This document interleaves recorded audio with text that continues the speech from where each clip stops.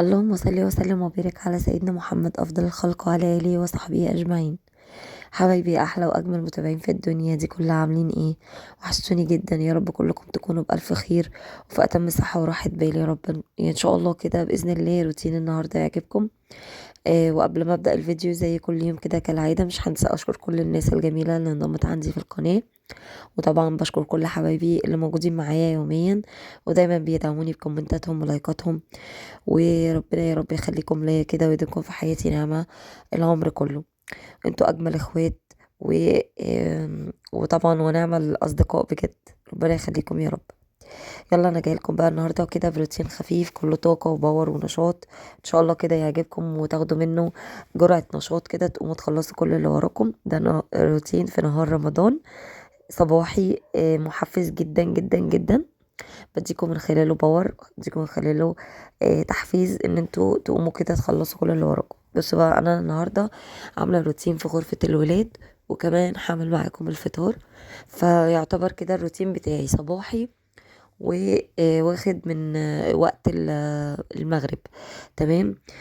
بقيت الوقت انا ما كنتش موجوده، كنتش متواجده، لان انا طبعا الروتين ده انا بادئه صباحي من قبل ما اروح المدرسه. قمت عملت غرفة الولاد وجهزت كده حاجات للفطار، تبلت كده بانيه هعملها معاكم.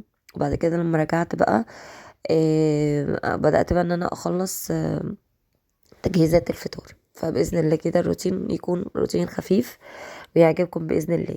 طبعا انا بقى ايه، من ساعة ما فرشت بقى ملايات الاطفال حبيت ان انا اغير بقى كده، لان طبعا انا عايزه اقول لكم احنا مش بنقعد كتير في الغرفه. بس انتوا عارفين برضو الولاد حتى لو دخلوا كده وقعدوا يطلعوا على السراير بقى، اللي ينام اللي يعمل. فقلت لا، اقوم اغير كده الملايه واجدد كده من طاقه الغرفه. فغيرت بقى الملايات. انا عايزه اقول لكم الملايات دي انا بحبها جدا جدا جدا، من اكتر الملايات اللي بعشقها فعلا. بحس كده براحه نفسيه لما بفرشها، بحس كده في تناسق في الالوان مع الغرفه كمان بالذات. فرشتها كده وغيرت الملايه. وطبعا بقى انا ايه، لميت كل حاجه حواليا في الاوضه يعني. بدات بقى ان انا اشوف ايه اللي عايز يتمسح، ايه اللي عايز يتظبط. فتابعوا كده بقى معايا الفيديو للاخر، وباذن الله كده يعجبكم ان شاء الله كده تاخدوا منه بقى الطاقه والباور.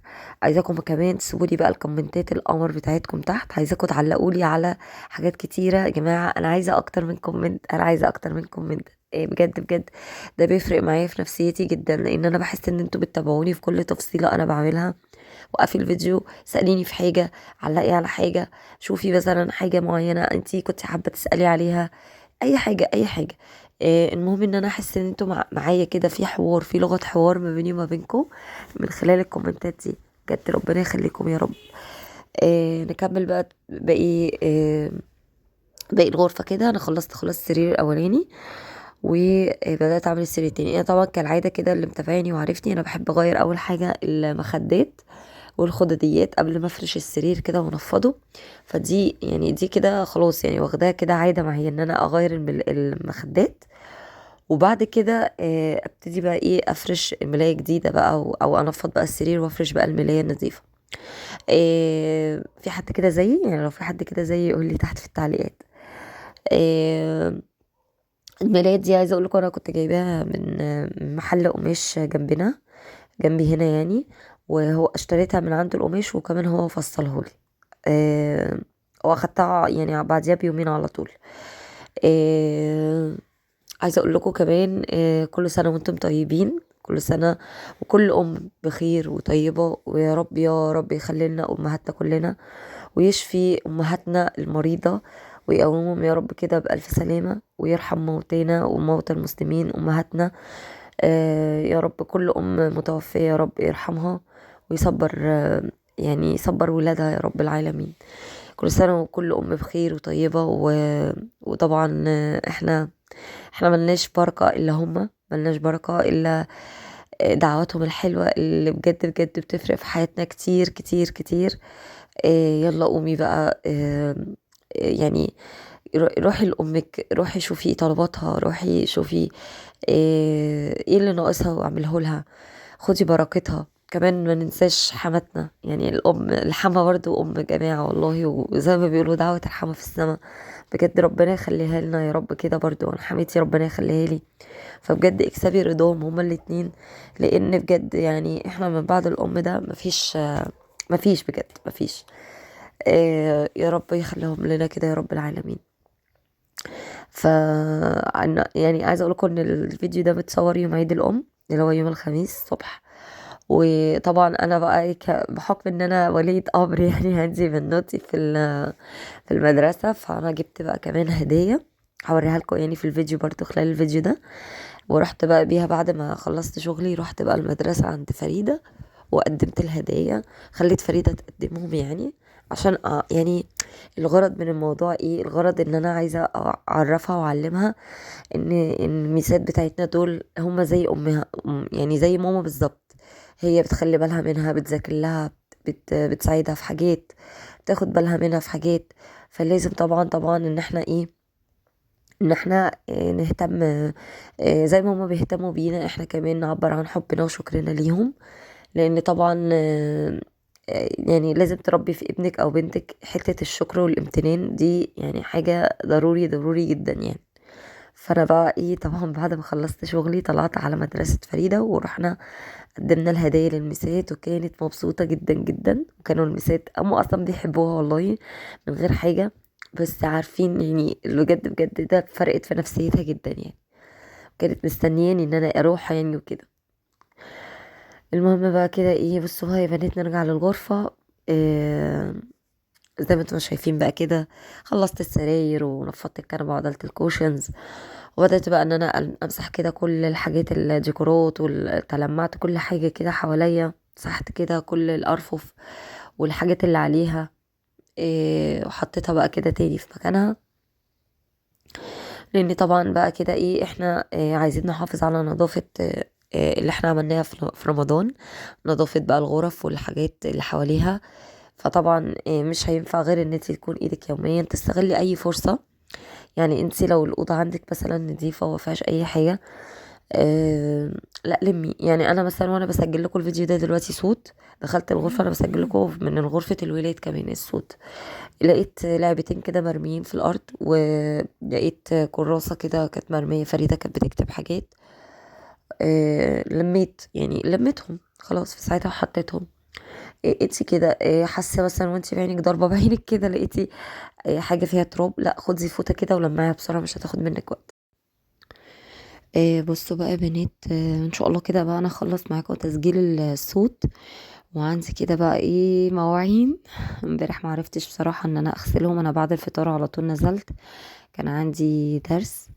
وكنت ناويه بصراحه اول ما ارجع من الدرس يعني ايه ادخل بقى على المطبخ كده واشمر ايدي واقول بسم الله توكلت على الله، واغسل بقى المواعين واغسل البوتاجاز وعندي كام حله، واكنس كده الارض والمع الدنيا. بس والله العظيم ما قدرت والله بجد. يعني انا بصوا انا بديكوا التحفيز والطاقه، بس حرفيا ما قدرتش خالص. طب قلت كده طب اريح شويه، كنت امبارح كمان سقعانه قوي، مش عارفه الجو عندنا بالليل بيسقع جدا. آه، فالمهم بقى ايه، قلت طب اتدفى شويه كده او يعني اقعد شويه كده، واقوم اقوم ايه اتشجع اعمل المطبخ، وبعد كده ايه نتسحر. طبعا انا جوزي مبيبقاش موجود بالليل معايا، لانه بيبقى شفت الاسبوع ده بالليل، فانا كده يعتبر بتسحر لوحدي. قلت بقى خلاص انام وبعد كده بقى ايه اقوم.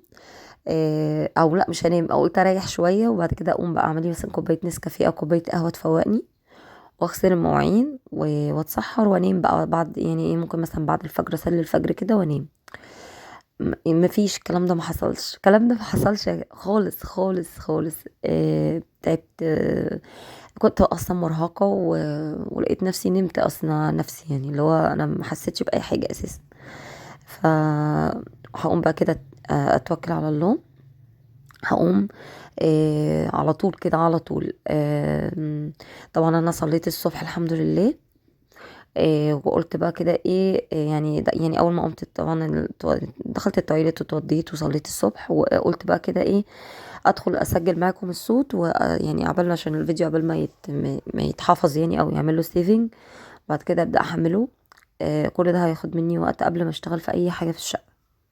فباذن الله كده بقى ايه، اول ما هخلص معاكم تسجيل الصوت هدخل بقى على المطبخ، اعمل بقى فيه ايه روتين حلو قوي فيه ان شاء الله، هسجله لكم وينزل لكم بقى بكره الروتين ده.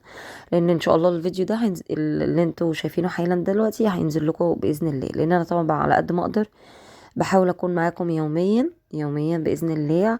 لان انا موعداكم ان انا في رمضان باذن الله هكون معاكم يوميا. لو فات يوم ولا حاجه ما نزلتش تعرفوا بقى ان انا ما عرفتش، يعني انا في يوم فعلا ما نزلتش فيه في رمضان ده اصلا كانت حماتي يعني عندي وكده، وانا طبعا ما عرفتش ان انا اصور وان انا انزل، لان طبعا هي جايه تقعد معايا مش هينفع يعني. فهي كانت جايه تقعد معايا يومين، فانا مش هينفع ان انا اسيبها واقعد اصور ولا اقعد اسجل. فعشان كده انا معرفتش انزل. لكن انا ان شاء الله معاكم يوميا، بنزل معاكم فيديو كل يوم. يعني توقيتات بقى ساعات 8 ساعات 9 ساعات 10، ممكن مثلا ابقى اقول لكم على المنتدى الفيديو هينزل الساعه كام، بحيث ان انتوا تبقوا مستنيينه وعارفين. بس انا يعني في الرينج ده، يعني 8 9 10 بالكتير باذن الله كده كل يوم فيديو باذن الله معاكم. ويا رب اكون ضيفة خفيفة لطيفة بتحبوني كده وبتتابعوني. بصوا بقى بنات، زي ما انتوا شفتوا كده شفطت السجاد كله، وبدأت بقى ايه شلت السجادة اللي ما بين السريرين دي. لما شلتها هي سهلة تتشيل، فقلت بقى اشيلها كده وامسح من تحتها. مسحت كده ولمعت كل حاجة سيراميك، اي سيراميك باين يعني في الغرفة ب... اللي هو بريحة النظافة اللي هو بتاع فريدة ده. فعايزة اقولكوا تحفة يعني، ريحته جميلة قوي. ومسحت كمان الشجرة برضو بالجلانس كده لمعتها. بدأت بقى ان انا ارص كل حاجة. بصوا دي الحصالة اللي انا كنت جايباها وكنت قايله لكم عليها من فترة ان انا ان شاء الله كده جبت يعني هحوش وهجيب حصالة كده وهحوش عشان رمضان يعني داخل علينا، وعايزين بقى في العيد نجيب بقى حاجات. فانا اصلا كنت جايبه حاجات بصراحه، بس الحصاله دي يعني انا يعني ايه بحوش فيها طبعا. بحط بقى اي مبلغ اي حاجه. انا النهارده كده يعني هحط معاكم بقى فيها برضه فلوس، فعايزاكم بقى تتشجعوا كده تقوموا وتجيبوا حصاله حطوا بقى فيها فلوس. اللي عايزه تجدد بقى بيتها على دخلة العيد الصغير تمام، اللي هو عيد الفطر. اللي عايزه تجدد بيتها على العيد الكبير فتمام. انا ممكن على العيد الكبير، لان انا الحصاله انا حاسه لسه يعني من هنا لغايه العيد الصغير حاساها لسه يعني محتاجه كده احوش فيها حبه حلوين يعني. ف قومي كده برضو كده اعملي زيي وجيبي حصاله وابدأي بقى كده وفري كده من مصروف بيتك. خدي بقى من جوزك حاجة، انتي لو بتشتغلي حطي حاجة كده يعني. هنا بعمل لكم بقى جولة في الأوضة. بشكر كل الناس اللي حبت غرفة الولاد، ربنا يخليكم يا رب، انتوا بتحبوها جدا وانا والله بحبها جدا يعني. هنا بقى بصوا بوريكم شكل الغرفة عامل ازاي. بصوا كمان شكل الملايات منور ازاي، مفتح الأوضة اكتر واكتر. إيه الديكورات برضو بتاعتي بتاعت رمضان. إيه هنا برضو بصوا بقى الجزئية دي كانت بلكونة، شايفين مكانها هنا الحتة الفاضية دي اللي هي الكهرباء الفاضية دي ان شاء الله كده هبقى اجيب سبوت احطه هنا فيها عشان ما كانش فيها بصراحة. آه، ايه رأيكم بقى في الغرفة؟ عايزاكم كده تقولوا لي، تشجعوني بقى كده يا بنات، شجعوني كده وقولوا لي رأيكم ايه في الغرفة. إيه هنا بقى بصوا هحط معاكم بقى ايه 10 جنيه، 5 يا جماعة، هحط 5. دي الفكة اللي كانت لاقياها يعني. فلا انا طبعا بحط. انا عايزه اقول كل الولاد فرحانين جدا بيها وعلى طول بيحطوا فيها فلوس، وبيحطوا لي كمان كوين يعني. فاهمين اللي هو ايه لازم نحط كوين. هنا بقى دول الهدايا عيد الام. بصوا حبيت ان انا اوريها لكم كده. ده الميسات بتاعتها ساره والاء، اسمهم ساره والاء. فحبيت ان انا اجيب حروف كده باساميهم، وكمان جبت بادي سبلاش يعني لكل مدرسه. دول اللي هم بتوع الكلاس يعني بتوعهم. حبيت كده ايه يبقى فكرة مميزة. كمان انا زينت الحاجات دي عند يعني عند اللي هو بتاع الهدايا. كنت جبت حاجات من عنده، في حاجات جبتها من بره فزينها لي. هنا بقى دي جبتها الميس معانا معاهم في الإدارة يعني كده. هي صديقتي كمان. جبت لها كده ازازة برفيوم اللي هو سي، وجبت لها واحدة شوكولاتة كابري. كمان بقى دي السوبرفايزر بتاعت العربي عندهم برضو، انا بعزها جدا وهي بتحبيني بصراحة وانا بحبها. فجبت لها برضو كده ايه فانوس اللي هو ايكيا زي الفانوس اللي عندي يعني، وجبت لهم واحده كابري. فبس كده يعني، عايزاكم بقى كده ايه رايكم، تقولوا لي رايكم كمان في الهدايا. حبيت ان انا اوريها لكم كده واشاركها معاكم، يعني اللي حابب ياخد افكار. طبعا لسه بقى هدايا امي وهدايا حماتي لسه يا جماعه. لسه انا ما عرفتش اجيبهم. انا جبت هدايا بتاعت المدرسات يوم الاربعاء، لان كنا هقدمها لهم يوم الخميس. فباذن الله النهارده الجمعه هنزل بقى اجيب بقى اشتري هدايا امي وحماتي. وهبقى اوريها لكم برضو كده يعني، او هشوف بقى يعني هشوف بقى كده ايه ان شاء الله، برضو ايه هحاول اوريها لكم. وتاخدوا كده منها افكار. تعالوا بقى بصوا، كل الكلام ده انا عملته الصبح قبل ما امشي. كمان قلت اتبل بقى بانيه، كنت مطلعه بانيه من التلاجة من بدري، ونقعته كده في ميه وليمون وملح، فك خالص وطلع بقى اي ريحه وزفاره. وبدات بقى ان انا كده اتبله. اخدته الاول قطعته شرايح كده زي ستريبس. احنا بنحب البانيه كده يتقطع شرايح طويله. بدأت بقى ان انا احط كل بقى الايه التوابل المناسبة للفراخ. حطيت بقى طبعا ايه فلفل اسمر وملح، حطيت كاري، وحطيت بهارات اللي هي السبع بهارات، وحطيت علبة زبادي. وحطيت ايه تاني، وحطيت بابريكا. تمام. وظبطت برضو ايه الملح وكده. جبت بقى بص الفراخ طبعا، او بصل طبعا، بصل قطعت بصلايه كده. وحطيت بصل بودر وبصل توم بودر توم باودر وبصل باودر مع البصل كمان. كل بقى الخلطة دي يعني كده خلطتها كويس مع بعض. بدأت بقى ان انا اجيب بقى الفراخ، غسلتها تاني كده وقطعتها شرايح زي الستريبس كده. طبعا احنا بقى ايه اخدنا بقى يعني قلينا منها، وفي حبة كده فاضوا فشيلتهم بقى عندي في الفريزر. بينفعوا والله يا بنات. ده كان حوالي نص كيلو يعني. لما بتقطعي بقى كمان شرايح وكده، عايزه اقولك ما تتبليه كمان البانيه بيكتر يعني، فاهمين؟ تحس ان هو بيكتر. هنا جبت بقى في الاخر بضايه. كسرتها كده عليهم. عشان برضو تمسك لي كده ال البانيه يعني كويس. كسرتها بقى عليهم وسبتهم بقى، حطيتهم في التلاجة. هنا بقى كان ايه قبل المغرب بساعة، كنت انا بقى جيت من شغلي. عايزة اقول لكم ان انا والله العظيم بهدومي، لان كنت بجري حوالي نفسي، مش بساعة، كمان بنص ساعة، ساعة الا ربع حاجة كده يعني. كنت تقريبا واصلة البيت 5:30. ايوه 5:30. فعايزة اقول لكم انا كنت بجري حوالين نفسي، اللي هو ايه ده الوقت يعني. ده كمان انا متبلة البانيه. انا كنت بصراحة عايزة اعمل الصلصة الصبح، وقلت كده احطها في التلاجة، بس جوزي قال لي لا خليكي احسن لما تيجي تبقى طازة اعمليها. فكنت بصراحة عايزة اعملها الصبح، وكنت زماني دلوقتي يعني اللي هو مجرد بس بسلق المكرونة وبقلي البانيه يعني. بس قلت خلاص مش مشكلة. اعلق اول حاجة على الصلصة. انا طلعت كيس صلصة جاهز من الفريزر. جبت بقى حتة سمنة كده وقطعت فيها فصين توم احمروا كده عندي. وبعد كده بدأت بقى ان انا انزل معلقة صلصة جاهزة وحبة سكر. بدأت بقى ان انا عايزة اقول لكم ان السكر ده بيظبط كده الطعم بصراحة، بيعادل الحموضة كمان. خليتها كده بس ايه دقيقة دقيقتين كده على النار الصلصة دي. بدأت بقى ان انا احط كيس الصلصة كمان.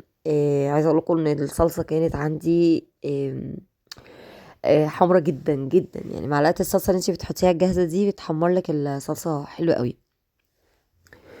حطيت بقى شوية فلفل اسمر، وحطيت كمان مكعب مرقة، وحطيت شوية ملح. حتى اقلب كده شوية لغاية بقى ما فكت الطماطم يعني، فكت وكده. ونزلت عليهم بقى بايه بنص كوباية مية يعني. إيه برضو ايه بصوا، انا اليومين اللي فاتوا كنت عامله اكلات بقى مختلفه. كنت عامله محشي لما حماتي كانت عندي، كنت عامله محشي، وكنت عامله فراخ مشويه وكفته مشويه ورقاق. لا قصدي جلاش. ده كنت عاملاه. ولا عايزه اقول لكم ان احنا قعدنا ناكل فيهم 3 ايام 3 ايام يا جدعان، والله العظيم. أما جوزي خلاص قال لي لا لا لا لا خلاص خلاص. وفاض والله على كده يعني، فاض محشي على كده. بس خلاص بقى يعني قلنا كده كتير. حاجة ما بتزيد عن حدها بتقلب ضدها صدقوني يعني. على قد حبنا للمحشي وان احنا بنحبه جدا، على قد ما انتي لما تقعدي تاكليه كده يوميا، لا يا خبر يا خبر. لا كده كتير يعني بصراحة. ف قلنا بقى ايه نعمل اكلة كده حلوة، والولاد عندي كمان بيحبوها. كمان كده قطعت كام بطاطساية احمرهم. كنت بصراحة نسيت اجيب طبق مخلل، بحب برضو المخلل يبقى معاهم، نسيت اجيبه بصراحة. المهم بقى كده ايه قطعت كام بطاطساية كده و... وهتبل معاكم دلوقتي كمان البانيه بالفيجيتار يعني. او انا جايبه، بصوا جايبه كيس اللي هو ريتش بيك. ده اللي هو بقسماط، ده انا بحبه جدا في طعم الحاجه. بس هو مش هو يعني مفهوش ملوحه، يعني مفهوش ملح، فاهمني؟ فانا زودت شويه ملح، وزودت كركم، حبه كركم كده، قلت يدوني ايه، يدوني لون كده. بصوا الكيس ده انا جايبه جايبه كيس تاني يعني، انا في كيس جديد انا لسه ما فتحتوش. فالكيس القديم ده عندي منه شويه، فقلت لا ايه، آه قلت بقى كده اقعد. قلت ايه اللي انا بقوله ده انا تهت خلاص. قلت يعني اخلصه الاول، بعد كده ان شاء الله بقى افتح التاني. هنا بقى ايه، بدأت انزل البانيه كده في الفيجيتار ده، واتبلها كده وهقليهم بقى كده على طول. وهقلي البطاطس في الاول، البطاطس كنت حاطه فيها شويه ميه وملح، قلت تاخد كده في التتبيله. كنت في نفس الوقت كنت مشغله طاستين، طاسه زيت للبطاطس، وطاسه زيت للبانيه يعني عشان اقليها. والطماطم كانت خلاص يعني في الفينش بتاعها بتتسبك. بصوا كنت سلقة كمان مكرونة سباكيتي، وكان في حبة مكرونة كده صغيرين سلقتهم معاهم. فريدة كانت عايزة مكرونة سباكيتي يعني. آه، المهم بقى كده الأكل كان حلو قوي بصراحة. بصوا من الأكلات الخفيفة كده اللي انتي تقدري تنجزي يعني، تنجزك، فاهمين؟ برضو علبة الزبادي دي فرقت. أنا بص بحط ممكن زبادي وممكن بحط لبن يعني. أنا في أغلب الأوقات بحط لبن، بس المرة دي حطيت زبادي برضو. عايزة أقولكوا طراها وخلى البانيه جميل قوي، طعمه حلو قوي. برضو لما تحطي كمان الحاجات دي بتتبل كده من بدري يعني، انا متبلاها من الصبح وحطها في التلاجة. فبجد لا بتفرق في الطعم، غير لما تتبليها كده قبلها بساعة ولا نص ساعة. لا لا بجد بتفرق. هنا بقى ايه، في نفس الوقت بقلي البطاطس وبقلي كمان البانيه. عايزه اقول لكم المغرب اذن وانا يعني خلاص وانا بغرف يعني، بس قلت انجز يعني، الحمد لله انجزت. كمان كنت جايبه عصير جاهز من بره، في محل هنا بتاع عصير جنبنا بيبيع بصراحة العصاير طعمها جميل جدا. كنت جايبة ازازة صوبيا وازازة خروب، ففتحنا بقى الخروب شربناه. إيه، والحمد لله كده يعني الاكل كان حلو قوي بصراحة. قولولي بقى انتوا عاملين اكل ايه النهاردة؟ قولولي بقى افكار، عشان انا يوم الجمعة بكرة، النهاردة قصدي، ممكن نروح عند حماتي يعني، فهنفطر عندها. فانا مش عارفة بقى ايه بكرة بقى اعمل اكل ايه يعني. قولولي بقى كده تحت في تعليقات عملتوا فطار ايه النهارده، عشان كده اشوف فطار من عندكم واعمله يعني اعمله بكره ان شاء الله باذن الله.